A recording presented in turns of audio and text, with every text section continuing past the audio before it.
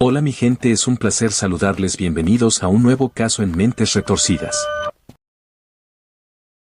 Asesinato de Danielle Van Damme. Danielle Van Damme nació el 22 de septiembre de 1994. Fue una niña estadounidense del vecindario Silver Springs de San Diego, California, que desapareció de su habitación durante la noche del 1 de febrero de 2002. Su cuerpo fue encontrado por buscadores el 27 de febrero en un área remota. La policía sospechó de un vecino, David Alan Westerfield, del asesinato.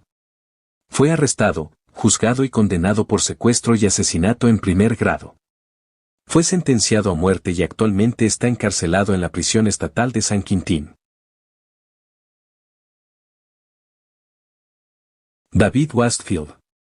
Westerfield. En 2007 los funcionarios encargados de hacer cumplir la ley entrevistaron a los vecinos de los Van Damme el sábado por la mañana de la desaparición de Danielle y descubrieron que un vecino, David Westerfield, no estaba en casa. Westerfield, nacido el 25 de febrero de 1952, de 49 años en ese momento, trabajaba por cuenta propia como ingeniero y tenía varias patentes de dispositivos médicos. Se graduó de la escuela secundaria James Madison. No tenía antecedentes penales en ese momento y era un padre divorciado de 2 estudiantes universitarios. Vivía a 2 casas de la Van Dammes y era dueño de una casa rodante de lujo. Aproximadamente 3 días antes de la desaparición de Danielle y Brenda le habían vendido galletas de Girl Scouts a Westerfield, quien las invitó a su casa. Brenda pidió ver su cocina porque había notado que la estaban remodelando cuando le habían vendido galletas el año anterior.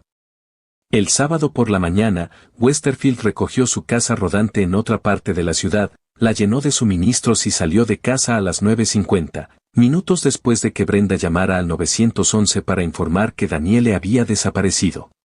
Westerfield luego le dijo a la policía que había conducido por el desierto y la playa en su casa rodante y que se había quedado en un campamento en la playa. Esto fue confirmado más tarde por testigos, registros de teléfonos celulares, recibos de gasolina y registros de tarjetas de crédito. Westerfield dijo que tenía la intención de ir al desierto, pero se dio cuenta de que había olvidado su billetera, por lo que condujo hasta el campamento en Silver Strand State Beach. Pagó por adelantado una estadía de 2 noches. Sin embargo, decidió que el clima era demasiado frío, por lo que regresó a casa para buscar su billetera, luego de lo cual se fue al desierto. Un testigo en Silver Strand testificó más tarde que vio a Westerfield sacar su billetera mientras estaba en el campamento. Condujo hasta el desierto, donde quedó atrapado en la arena el domingo por la mañana a 1/4 de milla de la carretera y necesitó la ayuda de una grúa para liberarse. De camino a casa el lunes por la mañana, Westerfield, descalzo y con aspecto somnoliento, se detuvo en su tintorería habitual y dejó 2 edredones, 2 fundas de almohadas y una chaqueta que más tarde arrojaría rastros de la sangre de Danielle. Cuando la policía entrevistó por primera vez a Westerfield, no mencionó ir a la tintorería, aunque detalló casi todas las demás paradas de su salida. La policía colocó a Westerfield bajo vigilancia a las 24 horas el 4 de febrero, señalando que había limpiado su RV cuando regresó de su viaje, aunque sostuvo que era normal que lo hiciera. Su casa rodante, SUV y otros bienes fueron incautados para realizar pruebas el 5 de febrero. Westerfield dijo que no sabía dónde estaba Danielle, pero dijo que había estado en el mismo bar al que había estado Brenda ese viernes por la noche, lo que Brenda confirmó. Arresto y juicio. El 22 de febrero, la policía arrestó a Westerfield por el secuestro de Danielle después de que se encontraran 2 pequeñas manchas de su sangre en su ropa y en su casa rodante. El cuerpo parcialmente descompuesto de Danielle fue encontrado el 27 de febrero. Westerfield se declaró inocente y fue a juicio el 4 de junio de 2002. En mociones previas al juicio, los abogados de Westerfield solicitaron que se excluyeran sus declaraciones a la policía, alegando que fue interrogado injustamente. Durante más de 9 horas por detectives que ignoraron sus reiteradas solicitudes de llamar a un abogado, ducharse, comer y dormir. Finalmente, los 2 oficiales contra quienes la defensa dirigió su denuncia no declararon. Las pruebas forenses presentadas por la fiscalía incluyeron manchas de sangre de Danielle en la chaqueta de Westerfield y en el piso de su casa rodante, huellas dactilares de Danielle en la casa rodante, pelos del perro de la familia Van Damme en el edredón de la cama de la casa rodante de Westerfield, pelos que coincidían con los de Danielle en la sábana de su cama y fibras acrílicas a juego encontradas en el cuerpo de Danielle y en la casa de Westerfield, entre otras pruebas. Un testigo testificó que había dejado una puerta lateral en el garaje abierta, y el fiscal Jeff Dusak teorizó que Westerfield podría haber entrado de esta manera. Resaltó, sin embargo, que la fiscalía no tenía la carga de demostrar cómo se hizo el secuestro, sino que se hizo. Durante el juicio, los abogados de Westerfield sugirieron que la policía tenía prisa por resolver el caso y se negaron a considerar a otros sospechosos. Sugirieron que la pornografía infantil encontrada en la computadora de Westerfield fue descargada por el hijo de Westerfield, Neal, que tenía 18 años en el momento del asesinato. En testimonio, Neal lo negó.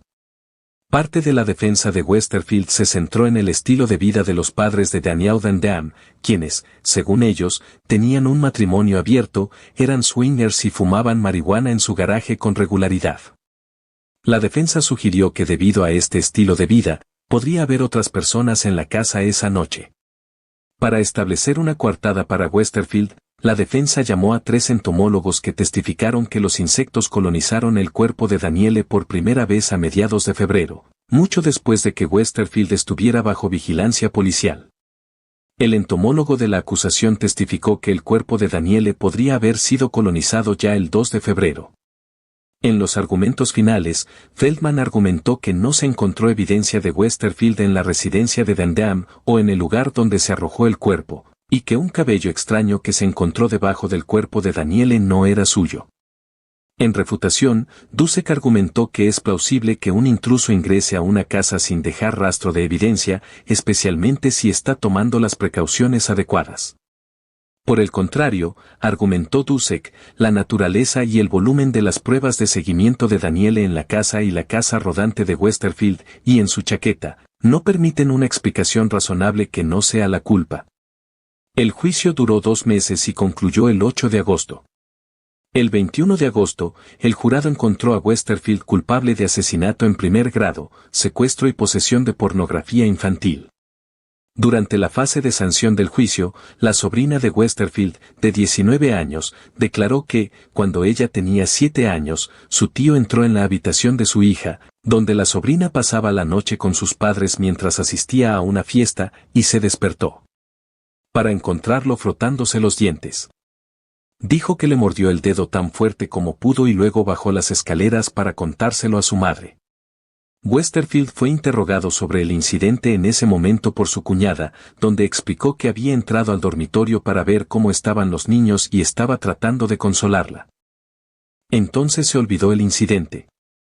La fase de sanción terminó el 16 de septiembre cuando el jurado dictó un veredicto de muerte contra Westerfield.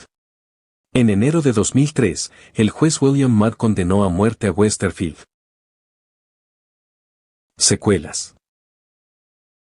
Westerfield está actualmente encarcelado en la prisión estatal de San Quentin mientras su apelación está pendiente.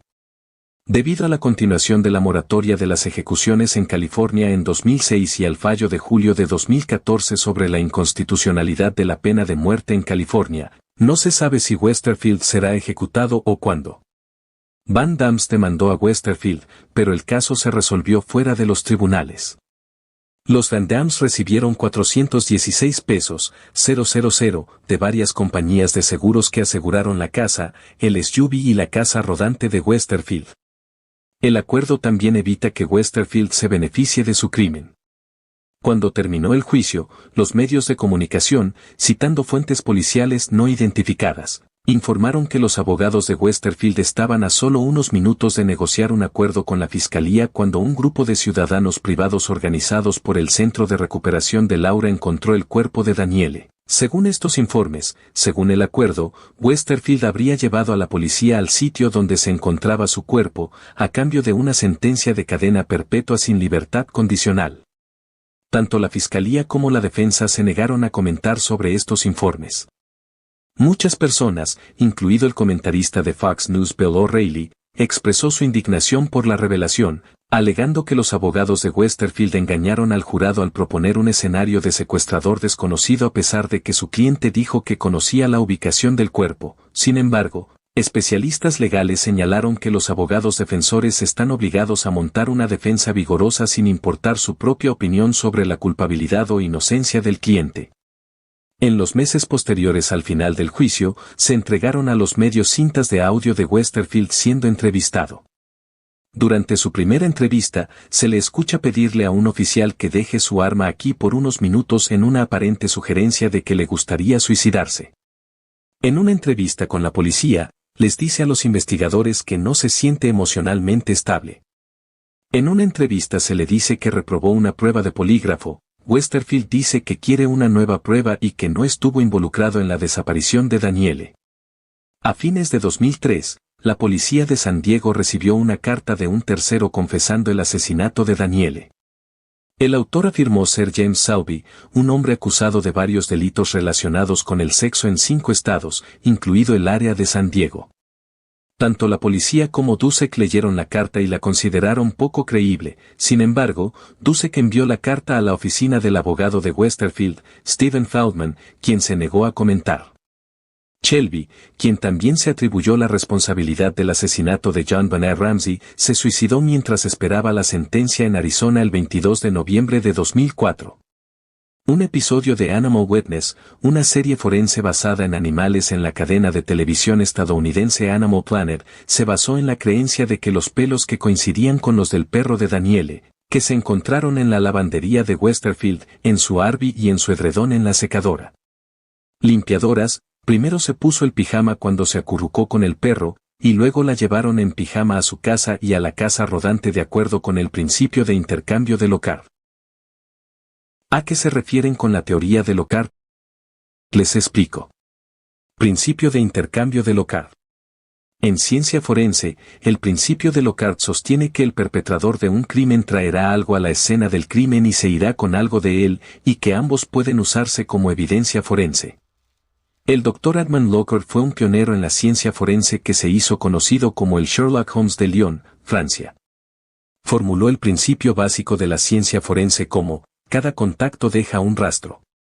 Generalmente se entiende como con contacto entre dos artículos, habrá un intercambio. Expresó el principio de la siguiente manera. Donde quiera que pise, todo lo que toque, todo lo que deje, incluso inconscientemente, servirá de silencioso testigo en su contra.